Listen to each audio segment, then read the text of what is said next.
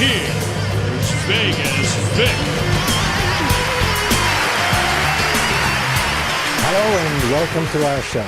In this episode, we will concentrate on Limit and Pot Limit Omaha High. Both games are played to the same rules and with the same dealing procedures. However, in the Limit game, your betting sequences are structured, while in the Pot Limit game, your betting limits are fluid all the way up to the amount of the pot. This makes these two games significantly different. To find out all about it, let's go to the table. Playing Pot Limit Omaha High is similar to Pot Limit Texas Hold'em in as much as the betting and raising procedures are identical. Outside of this, however, there is little similarity. Both Omaha High Only and Omaha 8 are games most often played either as Limit or Pot Limit. Nevertheless, any Limit Omaha game is often extremely volatile. Therefore, Limit Omaha games are often contested amongst many players, and the winner is mostly decided in multi-way showdowns. The exact opposite is often the case in Pot Limit Omaha. Pot Limit games allow you to properly structure your wagering in a way in which you can either exploit what is called sweetening the pot by making smaller bets, often in early positions, to increase the value and pot odds that this hand will provide you, as well as to maneuver your opponents into situations where a large pot-sized bet will win the pot for you without having to go to showdown. In Limit games, therefore, your strategy begins with stringent starting hand requirements and careful observations of the texture of each flop, turn, and river in order to continuously evaluate the strength of your hand. Consequently, the mathematics of the game are far more important in limit structures. In Pot Limit Omaha, your strategy begins not only with strong starting hand standards, as well as continuously evaluating the texture of the flop relative to your hand and those of your opponents, but in particular in pot manipulation and observation of your opponents and their actions. In Limit games, you will most likely have to have the best hand to win at the showdown. In Pot Limit games, you are likely to win more often after the flop or after the turn and before a showdown. And if there is a showdown in Pot Limit Omaha, it will generally be only between you and your opponent, and only very infrequently against two or more opponents. Therefore, playing Pot Limit Omaha is far more preferable to the limit structured games. One of the biggest problems that players in Omaha have is in the case of two-pair hands. There are two ways that you can make two-pair in Omaha High. You can make a two-pair hand by having a pocket pair and then having a pair on the board. This is not nearly as good as it appears and not nearly as good as it would be for Texas Hold'em. This is because if there is a pair on the board and you do not have a full house, chances are that somebody does, or that somebody else will make a better full house than you, or that somebody else already has a better hand than you can possibly make. Instead, the best way that you want to make two pairs in Omaha High is by matching two of your whole cards with two cards on the board.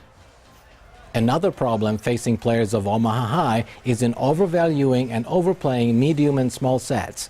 In Texas Hold'em, whenever you make a set, a three of a kind, that is usually a very good and strong hand. Not so in Omaha. If you don't have the top set, that means that you're always vulnerable to that very same hand that somebody else may actually have. Therefore, to improve your strategic success, you should always play middle and bottom sets much more carefully in Omaha than you would play them in Hold'em. Consequently, Pot Limit Omaha games are not only situationally dependent, but your success is directly influenced by your ability to assess the situation and in particular analyze your opponents and their potential strengths and weaknesses. Another problem faced by players who first learned Hold'em are flushes and straights. While in Limit Omaha, you can often play flush draws and straight draws because the pot odds will make it correct to do so. In Pot Limit Omaha, playing these very same hands under the identical circumstances is highly inadvisable. The reason for this is again economical because the situation is not completely reversed. In pot limit games, the value of these hands is very often negated by the simple fact that the pots are usually aggressively played either prior to the flop, but mostly on the flop itself. Consequently, playing your draws past the flop can very easily cost you the entire playing stake without any assurance that the draw will actually get there. And there is also the danger that if it does get there, it may not be the winning hand. And therein lies the greatest difference between Limit and Pot Limit Omaha. The limit game provides value for drawing hands, while the pot limit game provides value for made hands. To help you play Omaha High, I will now offer you a series of helpful hints that can be applied equally well to any limit as well as pot limit game. First, don't be afraid of scary cards. If you've made it to the flop or past the flop, don't automatically back down just because you see what you consider to be a dangerous board. Just because this board or this card appear to you to be scary, this doesn't mean that it will not be equally as frightening to your opponents. You should, however, be very afraid of a pre-flop raise. In pot limit Omaha, if a player makes a pre-flop raise, especially if this is a player in early or middle position, such a player almost always has very big cards and probably a big pair, which is usually also double suited. Another key piece of advice for Omaha is this: if you don't begin with the nuts, be sure you're drawing to it. This is something that applies mostly to hands in which you have several opponents. However, don't get in the habit of always folding just because it looks like you might be beat. Although it is important for you to consider folding, don't automatically do this each and every time. Your analysis of the texture of the flop and the turn relative to your classification of your opponents will help to successfully make these determinations. Don't bluff in limit Omaha. In any limit game, bluffing is generally a losing play. However, in pot limit Omaha, you can often get away with a pure bluff or a semi-bluff. In order to do so, you should always make such a play in conjunction with board cards that can support such a bluff. If you think you have a good drawing hand, bet it aggressively. Showing weakness is a mistake in any poker game and particularly very costly in pot limit Omaha. Whenever you make this decision, don't make it meekly. If you decide to bet, then be ready to bet the pot. In pot limit Omaha, it is almost never correct to bet less than the pot.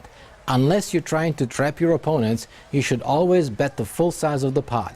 Most of the time, in any Omaha game, your opponents will always be on some kind of a draw and only very infrequently on any kind of a made hand, and almost never on the pure nuts. Unless it is obvious that someone did flop the absolute nuts, if you choose to make a bet, you should always bet the pot. However, if someone else bets, then be wary. Just as when you bet, your opponents take it as an indication of strength, if somebody else does the same thing, this should be an indication of strength to you. Therefore, unless you hold the pure nuts, or at least the best possible multi-way draw to the pure nuts, fold and save your money. As simple as this seems, the vast majority of Omaha players will simply not understand this, and often even if they do understand it and know it very well, they will not do so. This is why Omaha players often lose when they could have been winning players. Don't fall in love with pocket aces or big pocket pairs. This is again a mistake often made by players who have first learned to play Texas Hold'em. Simply put, big pocket pairs in Omaha almost never win unimproved. Just as with big pocket pairs, don't fall in love with open-ended straight draws and flush draws. These are dangerous hands because you can very easily get there only to discover that you have the second or third best hand. This is particularly critical for pot limit Omaha because chasing such hands can easily cost you more than you will win by doing so. And finally, the best strategic advice I can offer you is to never play Omaha in limit structures. If you're going to play this game at all, confine your play to pot limit games and in particular to tournaments. The reason why playing pot limit Omaha in tournaments is so much preferable is because there you can risk only the amount of your tournament buy-in. However, if you play pot limit Omaha as a cash game, you can very often lose a great deal of money unless you become one of those very few expert players who can command serious income from high-stakes pot limit Omaha games. For most players, experiencing pot limit Omaha is best left to tournaments.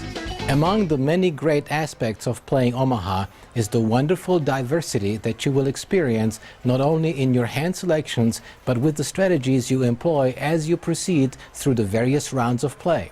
In limit Omaha High, you can very often take a few chances with marginal and drawing hands because you know that you are limited by the structure of the game to only that sequence of bets. This therefore somewhat mitigates your risk. In the pot limit game, you can often use the skills of pot manipulation precisely in order to prevent other players from taking a shot at the pot with marginal hands. These are perhaps the two most striking differences in these two types of the same game. As always, we hope you have enjoyed our program, and until next time, remember to play smart and play to win. I'm Victor H. Royer, and this has been a presentation of PartyPoker.com. Bye.